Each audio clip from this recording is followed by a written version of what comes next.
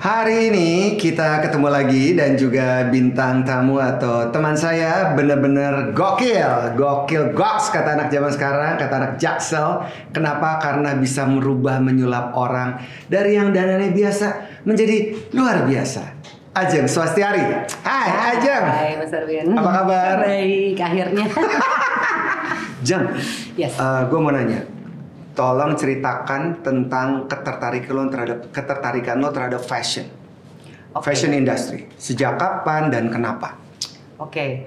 Pertama mungkin kalau ngomongin ketertarikan pasti dari kecil ya gitu. Maksudnya we love to see good aesthetic. Gitu aja sih. Good mungkin, aesthetic? Iya, mungkin aku juga nggak bisa jelasin kalau misalkan udah tertarik gitu. Aku desain apa enggak juga gitu. Cuman memang kalau misalkan kita lihat balik, ketertarikannya tuh aku inget banget dulu waktu papaku masih kerja gitu, masih kantor. Aku tuh hobinya milihin baju dia mulai dari kaos kaki, kemeja, dasi, terus ada suspender segala kan bapak-bapak zaman dulu terus di kayak gitu sepatu, ya itu semua gitu. Satu set total look. Pagi-pagi ini punya papa hari ini punya papa hari terus ini. Terus bokap nurut? Nurut. Entah apa ya, dia kena percaya gitu mungkin ya udah karena umur berapa itu, Jeng? SMP. Terus lo dapat referensi itu dari mana? Gak tahu gitu aja. Kayak insting. Ternyata gue sesuka itu sama menswear. Gitu. And then ya udah akhirnya kuliah lah ya. Kuliah masih normal, aku masuk sastra Inggris di sebuah universitas. Merasa gitu terasing dong.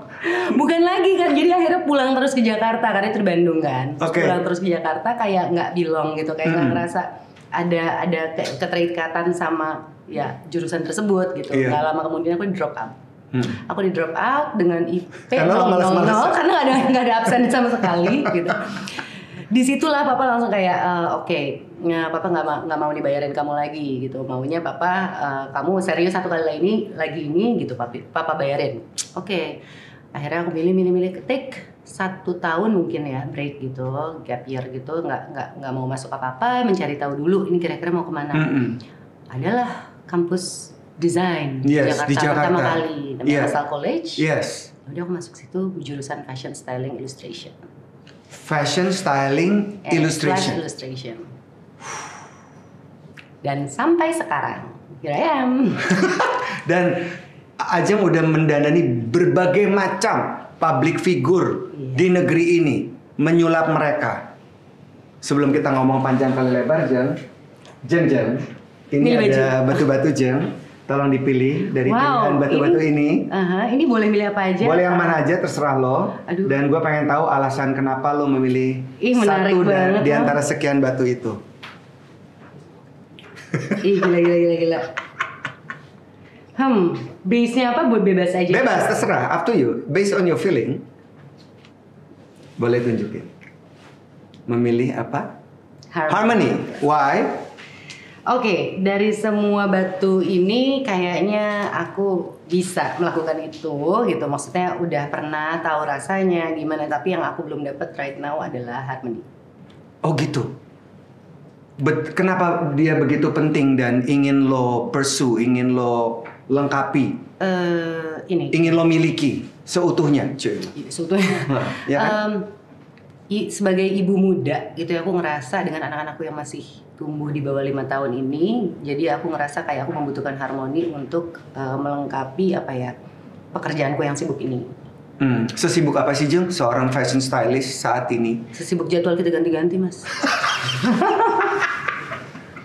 Bener. Jadi ngubungin Ajeng ya, Ajeng datang, ternyata jadwalnya nggak cocok, ngubungin lagi, Ajeng keluar kota, Ajeng nanya lagi, saya nggak bisa. Gila, bisa and here we are. No, it's okay. Yang penting we are here now. Jeng, kalau ngomongin soal fashion, ngomongin soal styling orang, apakah emang setiap orang itu harus punya gaya berpenampilan yang spesifik? Baiknya iya. Baiknya iya, terutama mereka public figure misalkan ya. Aku nggak ngomonginnya rata, aku pukul rata untuk semua orang karena aku juga styling buat beberapa persona yang bukan public figure. Ada gitu. Jadi bahkan company pun ada gitu untuk photoshoot company profile dan lain-lain gitu. Cuman sebaiknya untuk public figure mereka harus tahu dulu sih karakteristik mereka tuh apa, gaya mereka tuh apa. Kita stylist tuh gunanya bukan untuk tiba-tiba merubah mereka. No, tapi kita tuh justru mempolish mereka. Karena sepanjang perjalanan karir aku ya Mas, aku ngerasa aku tuh cuman nge-push karakter mereka. Kalau mereka juga nggak tahu apa yang mereka mau atau mereka tuh seperti apa dari dasarnya, agak susah. Susah ya. Terus ceritain dong yang kamu pelajari di sekolah ya. Fashion, styling, illustration gitu. Oke, esensinya pasti di era tersebut itu memang belum banyak waktu itu sekolah fashion ya, masih itu ya. Tahun berapa sih, 2000-an ya? 2007 aku lulusnya, 2017. Ngekorup 10 tahun. Oke. Nah, itu masih 1-2 lah kampus sekolah fashion lah. Nah, terus mungkin metodenya atau kurikulumnya juga udah berubah ya, karena aku juga ngajar di sekolah tersebut sekarang. Yang aku pelajarin dulu tuh sebenarnya pasti kita teori color theory, terus kita juga ngerti body figure, kita harus bisa gambar, kita ngerti textile, kita juga mempelajari fashion history dan fenomena, sampai terakhir promotional. Sampai ke situ juga. Fashion marketing. Oke. Terus yang menjadi kekuatan kamu akhirnya apa dari sekian banyak pembelajaran di sekolah fashion LaSalle? Kayaknya lebih ke fashion promotional ya, karena aku mengajar itu sekarang. Oke. Apa yang harus diperhatikan oleh setiap orang untuk bisa mempromosikan dirinya terhadap cara mereka berpenampilan? Karena kita ngomongin lagi tentang fashion, it's all about branding juga gitu. Sama aja kan, beda tipis lah gitu, cuman itu lebih ke manajemen, ini lebih ke estetik gitu, visual. Nah, yang terpenting ya menurut aku yang mereka harus nomor satu itu again balik lagi tahu dirinya, tahu mau ke arah mana. At least kita masuknya ini sangat general sih Mas, jadi it's not about looks, it's all about whatever it's in you. The taste berarti? The taste. No, the taste mungkin bisa kita arahin ya. Dan taste tuh bisa dipelajari, bisa dilatih, bisa dilatih. Kalau kita ngelihatnya referensinya yang bagus-bagus, yang kira-kira ke arah sini gitu, kiri gitu. Nanti kita juga taste-nya akan ke kiri. Dengan bertambahnya umur, dengan berjalannya waktu gitu. Cuman kalau misalkan at least lo tahu dulu mau lo apa, lo mau bagaimana, mau akhirnya tuh at least ada path-nya sedikit yang kita semua bisa membantu. Gitu. Maksudnya ada signature. Tiap orang harus. Jadi signature tuh bisa dibantu kita lah, gitu. Bisa dibantu aku, gitu. Cuman maksudnya mereka tahu dulu. Oh kira-kira gue akan menjalani seperti ini, musik gue seperti ini, gaya gue seperti ini, gitu. Tahu yang mereka mau. Jadi kayak iklan minuman bersoda ya. Ku tahu yang ku mau. Itu benar banget dong ya. Nah kalau misalnya seseorang udah tahu apa yang mereka mau. Terus mereka tadi Ajeng bilang akan lihat referensi-referensi yang mereka miliki. Terus kan pasti ada proses trial and error kan Ajeng ya? Pasti ya. Ada guidelines nggak sih? Setelah kita tahu kita maunya apa, proses apa yang harusnya kita perhatikan dalam menciptakan gaya kita yang lebih baik? Iya, trial and error pasti ya. Cuman prosesnya dicoba. Ya, coba dulu yuk gaya kayak gini. Coba dulu mungkin dengan celana seperti ini, tentunya dengan basic knowledge di baliknya gitu. Jadi misalkan pada saat kita mau mencoba style seperti ini, aku kan tahu body figure, aku ngerti gitu loh. Looks badan seperti ini, jenis badan seperti ini nggak boleh pakai ini. Jenis gitu ada. Itu mungkin sebenarnya kita juga bisa lihat ya di Google di mana gitu, bisa dipelajarin lah secara basic gitu. Cuman kan aku latihannya lebih sering aja gitu, jadi aku lebih terbiasa dengan hal. Kalau aku bilang nanti lengthnya itu nggak boleh segini karena itu akan nge-cut tinggi badan kamu. Terus misalkan kalau badannya besar nanti at least bajunya juga jangan besar-besar gitu, itu kita tahu. Nah itu, tapi kan kadang-kadang orang tuh suka iya tapi nanti gitu, dicoba aja. Nggak apa-apa. Berani salah. Untuk tahu yang benar. Kalau gue lihat ya Jeng, orang-orang misalnya kulit hitam, black people di Amerika. Kan tadi aja ngomong soal komposisi warna. Kulit hitam, tapi mereka berani banget Jeng. Maksudnya nabrakin warna kanan kiri gitu. Yes, itu culture ya. Jatuhnya kalau di sana kita ngelihatnya mereka tuh dari negara asalnya aja, Nigeria aja, atau misalkan kita ke daerah-daerah Jamaica dan lain-lain, mereka kan memang contrasting. Udah colorful dan itu akhirnya kayak mata kita tuh udah terbiasa secara psikologis, mata kita udah terbiasa melihat hal tersebut dan mereka udah membawa itu, swagging itu, gaya seperti itu tuh dari mereka zaman dahulu kala mungkin. Iya, Bahkan Indonesia dari historinya udah begitu. Yes, gitu. Mereka cocok dengan gold, mereka cocok dengan warna Jamaika aja merah, kuning, hijau. Iya. Gitu. Terus di kayak gitu, benderanya kayak gitu. Terus misalkan kita lihat lagi, misalkan ya benar Black people di Amerika gitu ya. Mereka itu udah pada dasarnya mereka tuh secara culture juga kan all out. Iya, all ya. Iya, karena mereka kan pernah ditindas sebelumnya gitu, Iya. di beberapa masa yang lalu gitu. Jadi mereka all out dan kita akhirnya secara psikologis kita terbiasa melihat hal tersebut and that's okay. Nah, bagaimana dengan tren yang saat ini menurut gue ya, Jeng ya, tolong dikoreksi kalau salah, bahwa dunia sekarang makin sama Ya. karena teknologi, karena internet akses, Benar. akhirnya kelihatan orang berpenampilan di negara A, di benua B, di benua C atau bahkan di Asia tuh udah kayaknya semuanya hampir rata. Bagaimana menurut pendapat seorang fashion stylist Ajeng Swastiari? Kita tunggu jawabannya setelah ini.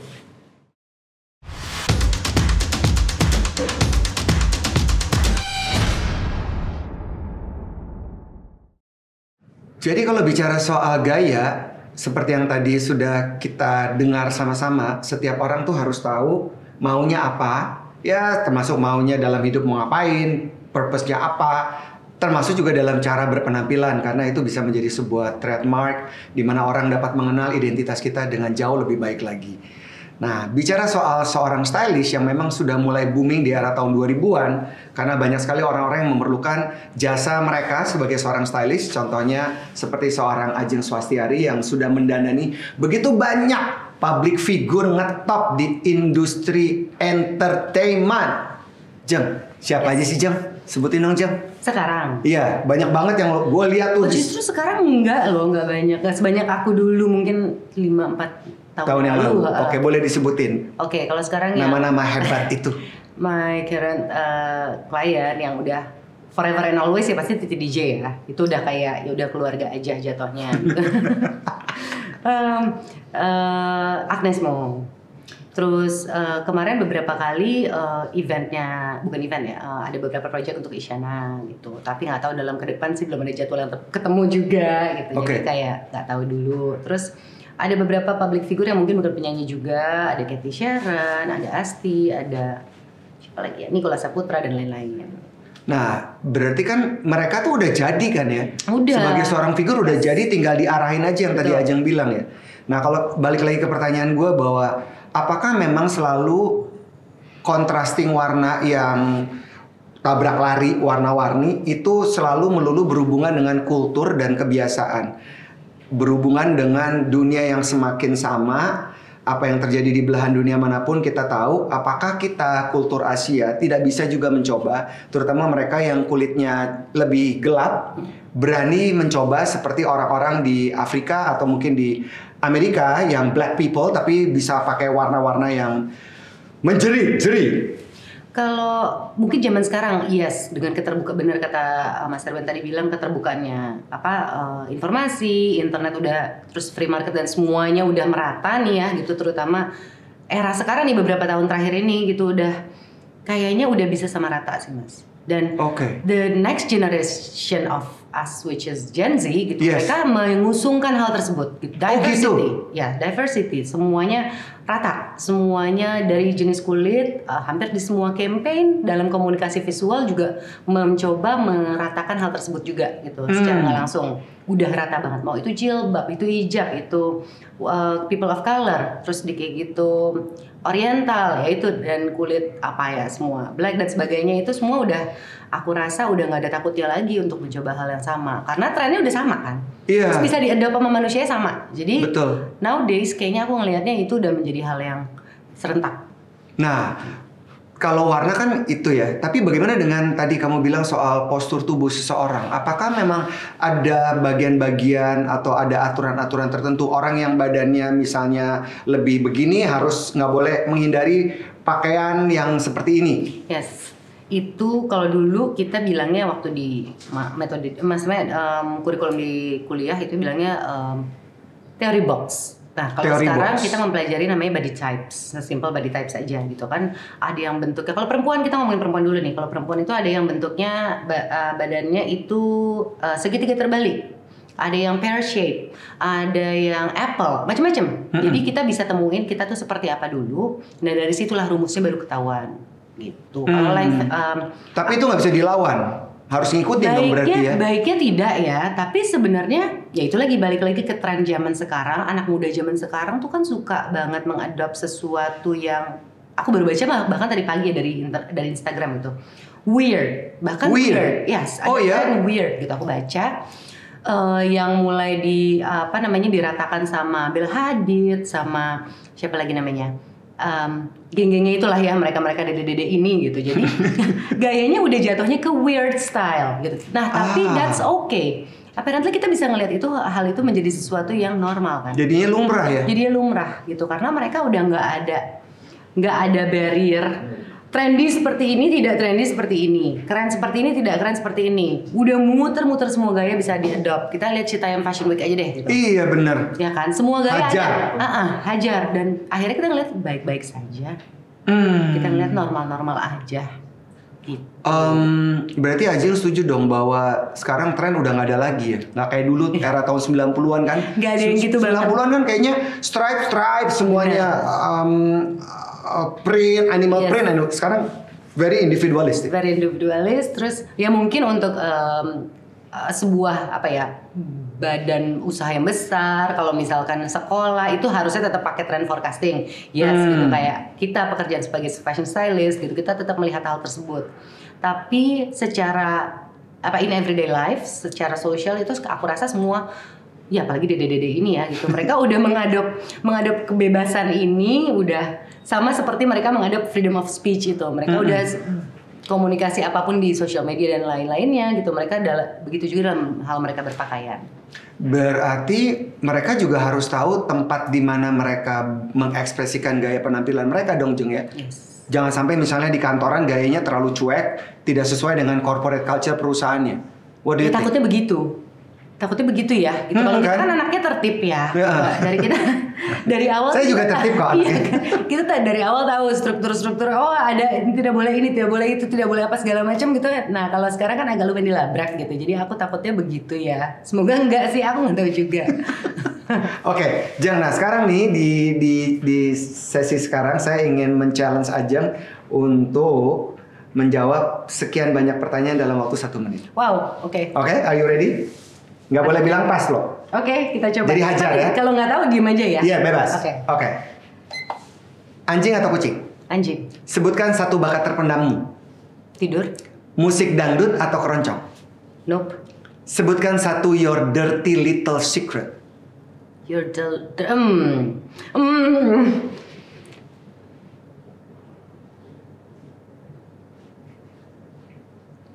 banyak banget. Lebih baik dibohongin atau membohongi? Membohongi. Ayah atau ibu? Ibu. Kenapa cicak buntutnya bisa putus sendiri? Takut. Menjadi dikenal publik itu? Takut. Pilih keren atau bau ketek? Atau keren tapi bau mulut?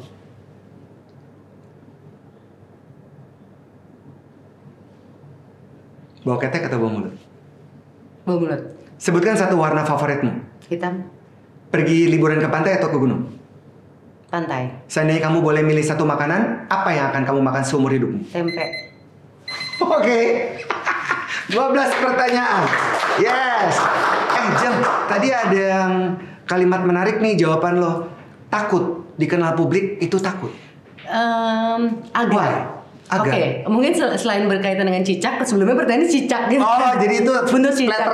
Splatteran, tapi juga gini. Aku punya bukan punya isu ya. Aku ngerasa bahwa kita bekerja untuk orang-orang yang dikenal publik.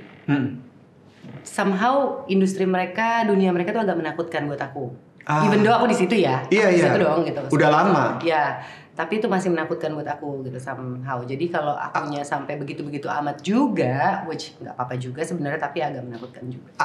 Coba tolong dideskripsikan definisi menakutkan, agak menakutkan tuh dalam terminologi seperti apa, Jeng? Terminologinya seperti berat aja, berat yang it's not, pokoknya bukan arah situ deh, aku tidak ke arah sana gitu. Yang kayak apa? Lifestyle-nya? Lifestyle dan semuanya gitu. Pressure? Pressure. Padahal kita sama juga. Sama iya, juga iya. kena pressure-nya juga, kena lifestyle-nya juga kan. Cuman ya somehow menakutkan. Oke. Kesulitan nggak dalam meyakinkan mereka untuk menambah atau mengurangi gaya penampilan mereka? Pasti ada kesulitannya, tapi karena ya itu terbiasa udah bertahun-tahun juga ngerjain hal ini, jadi aku mencoba mencari tahu seluk-beluknya gitu. Misalkan tidak di momen ini kita tahu beratnya pekerjaan mereka, waktu mereka lebih, ya waktu aku aja udah berat ya Mas gitu, aku lebih tahu lagi mereka lebih berat lagi, jadi kayak tidak di momen itu untuk meminta, tidak usah diminta bahkan gitu, yang kayak gitu. Jadi kadang-kadang kita harus mainnya pintar aja. Oke, kan perempuan menurut gue ya sangat diuntungkan dengan adanya make up. Walaupun cowok sekarang, setuju. Walaupun cowok juga sekarang bisa bermake up juga gitu, maksudnya tapi tidak separah perempuan gitu kan. Apa gaya berpenampilan, jenis gaya berpenampilan untuk para laki-laki dan perempuan? Ada nggak sih guidelines yang ringan yang kita bisa adopsi? Menurut aku sama ternyata. Oh gitu? Iya. Ya itu, tapi kelebihannya mungkin makeup ya. Kalau misalkan perempuan punya baju dengan masih baju bangun tidur, tapi tetap bangun terus sedikit pakai alis, sedikit pakai lipstick, jadi rambut diinin jadi gitu. Kalau cowok kan bener-bener ya kantong mata nggak bisa tutup gitu. Tapi sebenarnya untuk cara berpakaian aku rasa sama. Apakah ada gaya-gaya berpenampilan misalnya kayak gaya modern, gaya klasik, gaya edgy gitu-gitu yang bisa jadi patokan orang gitu? Bisa, tapi ya tergantung occasion dan again balik lagi ke orangnya ya. Kalau misalkan tiba-tiba siapa kita suruh mendadak kayak gimana gitu yang emang bertolak belakang banget kan juga nggak bisa. Tapi Ajeng setuju bahwa setiap orang harus punya satu distinctive style. Yes. Why? Karena kita sooner or later kita harus rapi anyway. Jadi syarat utamanya harus rapi, slick. Harus bisa slick pada saat nanti berpenampilan slick gitu ya. Kalau perempuan istilahnya suatu hari kita akan put you in black heels for some reason gitu ya. Itu ya harus bisa. Gitu. Aku mungkin gaya maskulin gitu, tapi aku when I put myself di sebuah sepatu hitam mengkilat lancip gitu, aku tetap bisa. Gitu. Berarti juga termasuk bagaimana seseorang membawakan dirinya. Betul. Dong ya. Karena nggak cuma sekedar pakaian yang kita kenakan kan, tapi our soul itu harus hadir juga di situ kan. Iya. Ini sebuah lucu sih statementnya Mas Erwin ini, karena menurut aku juga banyak banget yang gini-gini. Mungkin ada beberapa public figure atau fashion stylist juga yang mencoba achieve style seperti ini ke this persona gitu ya. Tapi soulnya nggak ngebawainnya secara seperti itu. Kita bisa lihat itu kelihatan seperti bohong. Kita bisa lihat bahwa itu nggak jujur stylingnya. Dari mana kamu bisa capture momen itu? Auranya, vibe-nya. Auranya. Iya. Dan aku rasa semua orang juga bisa ngerasa, kok agak maksa ya. Nah, kalau misalkan sampai keluar kalimat, kok kita ngeliat dia gayanya agak maksa ya, itu berarti kan dia ada sesuatu yang dia nggak cocok, tapi dia paksain pakai. Nah, buat teman-teman sekalian, winners yang pengen tahu gimana cara supaya kita nggak maksa dan tidak jadi korban mode. Duh, istilah gue 90-an banget ya. Kita akan bahas di sini bersama Ajeng Swastiari.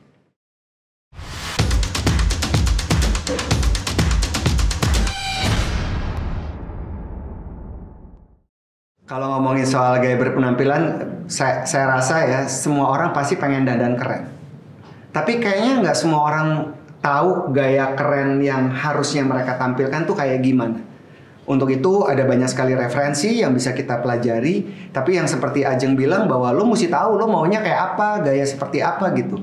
Nah buat mereka yang kadang-kadang cenderung maksa dengan gaya berpenampilan, kalau tadi Ajeng bilang itu kelihatan dari gestur tubuhnya, kelihatan ini sedikit maksa orangnya gitu. Ada nggak sih parameter-parameter Jeng yang bisa kemudian menjadi area di mana orang bisa bilang ini gue nggak mau kayak gini gitu? Nggak, malah nggak ada parameternya. Nggak ada parameter. Justru orang yang tidak sensitif bahkan bisa ngerasain hal itu karena it's all about vibes gitu. Udah it's all about vibes. Ya, justru orang yang bahkan nggak ngerti fashion itu yang akan cepet atau duluan komen. Oh gitu. Jadi sebenarnya setiap orang tuh punya sense yang sama dong ya, kalau ngeliat orang cocok nggak cocok. Iya, itu kan penampilannya. Iya, mungkin ya. Tapi kalau misalkan dibawa kegiring ke arah sana, cuman maksudnya justru kita, misalkan orang yang sensitif nih sama style, sama fashion gitu, sama semua itu kita malah ngeliatnya bias. Kita udah ngeliatnya bias, kita ngejudge hal yang lain. Sepatunya kurang ini ya, ininya gini gitu. Kita lupa kalau misalkan auranya after all semuanya ternyata adalah dia emang nggak cocok bawain itu, nggak gitu gaya dia gitu. Sementara itu bisa dirasakan sama orang-orang awam. Setuju nggak Jem bahwa orang Indonesia menurut gue ya makin tua itu merasa bahwa ya udah deh tampil biasa-biasa aja. Gue ngelihat di luar negeri orang makin tua makin keren gayanya. Dan menurut gue keren tuh nggak harus mahal loh, bukan harus branded. Bener, setuju. Balik lagi, tapi kalau itu aku ngerasa ke culture, social, politik, semua isu fashion ini kan it's all about those issues gitu. Jadi isunya tuh banyak banget. Jadi kita tuh rangkupan dari segala hal ini gitu. Nah, di Indonesia kita punya mungkin ada faktor penunjang yang lebih heavy ya dibandingkan di luar, dari segi weather, dari segi ya semakin banyak anak atau semakin banyak masalah gitu, kita nggak tahu juga. Contohnya aku, nah terus kayak gitu, apalagi ya mungkin ada ya itu social issue yang kita nggak tahu juga mereka hadapin, makanya mereka jadi belum lagi isu-isu religious atau mereka akhirnya berhijab dan tidak boleh ini itu gitu. Jadi akhirnya faktornya tuh banyak banget. Sementara di sana mereka makin tua, mereka tuh punya kehidupannya, punya jaminan sosial. Mereka ditanggung oleh pemerintah, misalkan mereka itu weather atau lokasi tempat dia tinggal, kita ngomong Positano, Itali misalkan, kakek-kakeknya keren-keren ya. Iyalah hidupnya begitu, sebelahnya pemandangannya begini, ini begini, atau kita lihat lagi. Jadi faktor ya dimanapun itu ya Mas, maksudnya di Jepang lebih lagi kan, orang tuanya lebih banyak dibandingin anak mudanya. Jadi yang faktor penunjang untuk masa tua mereka bentukannya seperti apa itu tergantung dari ruang lingkup mereka. Dan itu mempengaruhi selera mereka. Sangat lifestyle mereka, culture mereka. Kalau gitu kan kita negara tropis, jadi kita nggak cocok dong pakai baju-baju seperti di autumn and winter. Iya, agak susah gitu. Ya. Ya mungkin kalau mau bisa dengan fabric yang berbeda. Kalau menurut aku gitu, itu udah problematika yang aku sebalkan dari dulu ya gitu. Karena ya udah kita udah nggak mungkin layering, kita udah nggak mungkin suit up gitu ya dengan gaya pakai suit. Dan kakek-kakek mungkin di London dengan pakai suit dan sebagainya, jadinya end up-nya keren. Cocok kan, udaranya di gloomy gitu. Culture mereka selalu memakai sepatu. Kita anak sendal, anak tropis gitu. Jadi kan sepatu kan tambah level up, langsung pakai boots atau boots apapun itu gitu. Jadi kayak banyak hal-hal kecil yang mungkin kita nggak lihat gitu kasat mata, tapi itu adalah faktor penunjang kita berpakaian. Oke, Jam, misalnya orang udah tahu maunya seperti apa, ngelihat referensi dan secara intuitif mereka bilang ini gaya gua. Kalau mereka bilang cocok, mereka akan pursue atau akan trial and error-nya. Ada nggak sih aturan kayak harus bongkar lemari setahun berapa kali untuk cek, untuk screening? Oh ini masih oke, ini in out. Ada ya? Ada. Kalau Ajeng berapa kali sarannya? Cukup sering, karena cukup sering sampai aku sadar aku nggak punya baju gitu. Maksudnya ya kemeja putih aja, celana hitam aja, karena saking seringnya mengobrak-abrik konsep capsule wardrobe. Jadi ada sebuah konsep di mana kita meminimaliskan hidup, membuat circular fashion yang baik gitu adalah kita dengan mengkurasi lemari kita. Mungkin kalau di luar negeri ada 4 season ya. Gitu. 4 season. Nah mereka tuh itu sebenarnya gunanya untuk itu. Pada saat winter dan masuk ke summer itu akhirnya itu dirubah lagi, tapi nggak bongkar sana bongkar sini, belanja sana belanja sini. Ini sebenarnya diadopt oleh pertama kali dengan orang-orang yang berada di eco fashion gitu. Eco fashion, ya, minimalism maksudnya. Minimalism semua itu masuk sampai Marie Kondo style gitu, itu kan ada gaya juga gitu. Nah ini sebenarnya ke situ sampai diciptakan sebuah konsep capsule wardrobe di mana akhirnya kita tahu yang kita pakai from Monday to Sunday itu apa aja. Ya nggak jauh-jauh ya, dan kita bisa memutarkan hal tersebut. Kalau ada yang mau nambah, kita tahu jadi mau nambahnya apa. Kalau minimalism bukannya semuanya jadi cenderung lebih kalem ya? Minimalism estetik ya mungkin ya, secara estetik. Kalau dibilang kalem, maksudnya nggak ada studsnya, nggak ada payatnya, nggak juga sih. Menurut aku tuh balik ke stylenya masing-masing ya. Maksudnya bisa ditambah dengan aksesoris? Bisa ditambah dengan aksesoris, tapi aksesoris yang perlu aja. Jadi yang udah kita tahu secara 5 tahun atau 10 tahun nggak akan dipakai lagi udah out. Gitu. Jeng, ada nggak sih kayak misalnya aturan kalau ngelihat seseorang ada fokus poinnya di bagian tertentu atau bisa dihajar semua karena tadi weird style? Yes, dulu pas aku kuliah ada. Itu yang kita bilang kita pelajari namanya focal point dari sebuah apa ya? Sebuah penampilan. Bentuk gitu ya, sebuah objek gitu. Nah, realitanya tren sekarang tidak berkata demikian. Oh gitu. Ya, mereka. Jadi ada mungkin dari tahun berapa ya? Aku agak lupa. Mungkin yang mempopulerkan salah satunya adalah Alessandro Michele, kreatif director Gucci yang sekarang. Gucci yang baru lah, maksudnya The Now Gucci itu dari mungkin sekitar 5 tahun yang lalu dia udah menjadi creative director. Maximalist, semua dipakai. Dan Maximalist. Hajar. Walaupun itu mungkin udah tren dari kapan tahu ada Iya. gitu. Tapi ya itu dihajar semua, dipakai semua. Yang penting. Oh iya, kalung-kalung apa gitu kan, Ada aksesoris. brooch-nya juga, pakai kebaya, nanti ada brooch ini sana sini situ gitu. Jadi ya selama itu masih nggak ada teorinya ya, cuman maksudnya selama itu masih secara estetik kita ngelihatnya enak dan bagus ya oke-oke aja. Oke. Ada nggak public figure yang menurut Ajeng bisa bergonta-ganti gaya dan punya fashion consciousness yang bagus? Banyak banget ya. Banyak. One off. Andin. Yes. Why Andin? Dia adalah orang yang tahu dia itu bisa pakai apa dan tidak pakai apa, gitu. Jadi udah tahu maunya apa. Referensinya juga banyak. Lumayan referensinya cukup terdepan. Oh gitu. Yes. Jadi kalau aku maksudnya masalah taste mungkin cocok, gitu. Oke. Nah, kalau misalnya public figure si A misalnya ya, seorang penyanyi yang suaranya bagus, tapi gaya berpenampilannya biasa aja. Ajeng misalnya mau dikasih PR untuk ngedandanin si public figure ini. Kita nggak sebut laki atau perempuan lah. Siapa aja gitu. Suaranya bagus, lagu-lagunya ngetop, tapi gaya berpenampilannya biasa aja. Kan kalau dia ditunjang dengan gaya berpenampilan yang keren, pasti akan lebih punya otoritas gitu. Benar. Kira-kira saran Ajeng untuk mengawali orang ini untuk bisa follow your advice, what would you do? Ya itu sih, biasa aja tuh rata ya. Keren juga rata sekarang. Aku ngeliat semua penyanyi sekarang, apalagi dengan jasa fashion stylistnya tuh semua keren.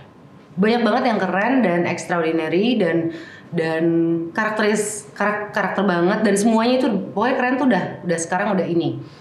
Balik lagi kalau mereka misalkan seperti itu ya aku lihat dulu dirinya tuh mau kayak apa, dia mau hidup di mana, dia mau gayanya tuh kira-kira 5 tahun ke depan tuh tubuh besar seperti apa, bentukannya apa, sedalam itu. Iya. Ada nggak sih pengaruh kayak orang introvert harus berdandan lebih ekstrovert, begitupun kebalikannya? Mungkin ngaruh, tapi mungkin agak berat ya. Kalau kita udah dari dasar introvert, kita pengen ekstrovert terus kita gaya wah mendadak maksimalis gitu. I don't think it's help, enggak sih. Enggak sih, harus dari diri dulu, paling dalam dulu gitu. Aku ngerasanya. Oke. Do's and don'ts sebelum kita akhiri ngobrol-ngobrol keren kita ini tentang style. Do's and don'ts. Apa yang harus seseorang pelajari, perhatikan supaya mereka bisa menampilkan personality mereka into their appearances. Oke.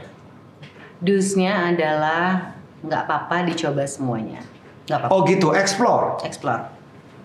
If it's worth it, coba aja. Kita perlu dengar komentar orang juga dong, Jeng? Atau enggak usah? Perlu dulu. Jadi looking for feedback. Iya. To whom we have to ask Orang feedback. yang jujur pastinya. Oh, orang-orang yang jujur sama kita. Karena pasangan pasti harusnya mereka jujur ya. Betul. Itu gak menjerumuskan. Temen agak rancu nih. Kali gitu ya pasangan menjerumuskan. Justru kalau temen bisa mereka Nggak enak. ya sugar coating aja gitu. Kalau pasangan biasanya apalagi yang kalau pasangannya awam ya, nggak, misalkan suami aku gitu nggak terlalu ngerti, pasti dia akan jujur enggak gitu. Jadi kali ibu akan jujur enggak juga ya, karena ibu tuh malah muji. Iya, ibu maunya anaknya pasti keren. Iya juga ya. Tapi kan ibu kan banyak larangannya, pasti ibu akan jujur. Terus ya itu anak, pasangan, ya teman terdekat, kakak adik itu orang-orang yang pasti akan jujur. Harusnya nggak menjerumuskan. Jadi itu bisa jadi indikator. Sesungguhnya untuk mengetahui apakah tadi Ajeng bilang kita tabrak aja, tapi kita lihat responsnya itu that circle, ring satu. Tapi kan aku ngomongin yang clueless banget ya Mas ya. Jangan sampai kalau misalkan public figure gitu-gitu banget, nggak ada yang respon, terus di kayak gitu nggak ada yang jagain juga gitu. Jadi sebaiknya ya Kalau kita punya consciousnya lebih, ya aku rasa kayak Mas Erwin dan lain-lainnya itu kan tinggal sesimpel cari reference yang banyak, latihan, lihat hal yang banyak, buka pikiran, baca yang banyak. Kalau Ajeng lihatnya di mana referensinya? Majalah sekarang udah jarang ya maksudnya. Betul. Jadi lebih ke itu, ke timeline. Timeline Ngecek. juga. Ada nggak referensi-referensi yang menjadi your Bible? Sekarang ya kalau misalkan aku mendengarkan musik gitu, aku lihat the singernya, terus di kayak gitu community di sekitarnya itu gayanya kayak apa, itu juga ngaruh ke aku. Terus misalkan aku lihat baca buku apa gitu, nah sedikit itu ada si orang ini, nah aku juga lihat. Jadi kayak kalau ini udah cukup sih timeline dan teman-temannya ataupun sosial media lainnya udah cukup, coba udah mulai bosen dan sama aja semua kayak gitu itu aja sumbernya, aku coba cari yang lain, dig deeper. Bagaimana dengan The Sartorialist? What do you think? Masih tetap relevan apa itu deh? Masih relevan. Buat aku ya. Iya. Aku kan juga nggak aliran maksimalis tersebut ya, jadi masih relevan. Kalau Ajeng, berarti kalau gue nih pantas nggak pakai jeans robek-robek? Umur gue segini. Pantas. Kalau Mas Erwin pantas. Oh gitu. Why?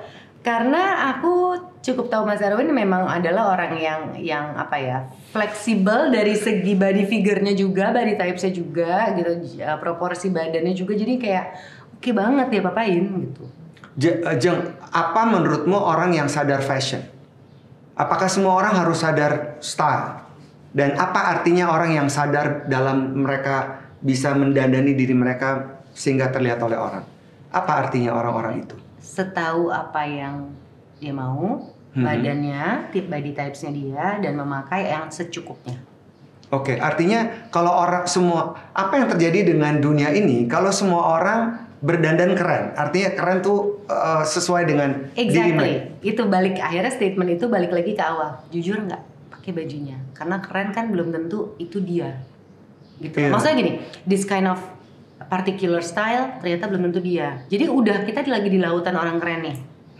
Nah, aku selalu keep in mind untuk klien aku ya gitu.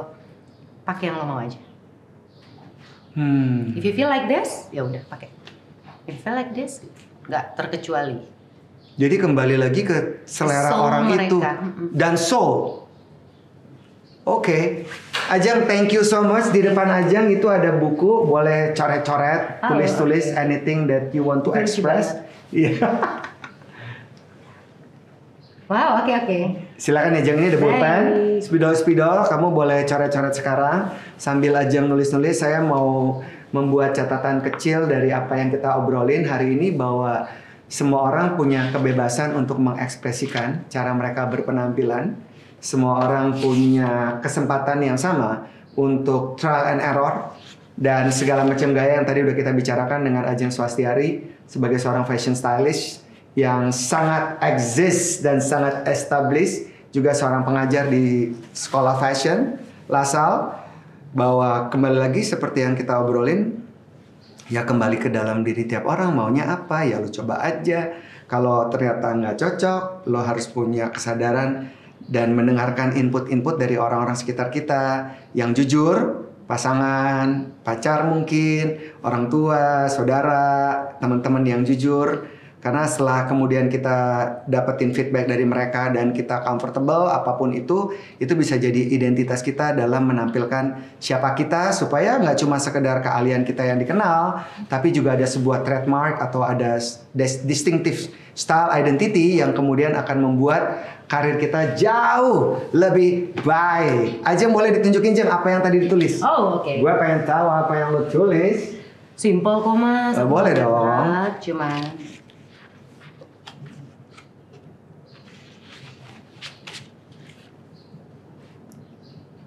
bacain dong. Oh, harus baca. Thank you Mas Erwin, it's been a pleasure. Love the talk. Thank you Ajeng. Gue juga punya hadiah sesuatu buat lo. Thank you. Buat minum kopi. Terima kasih. Dan ada tagline nih, ikutin ya Ajeng ya. We have to think right, do right, and speak right. Asik. Kita harus think right, do right, and speak right. Asik. Asik.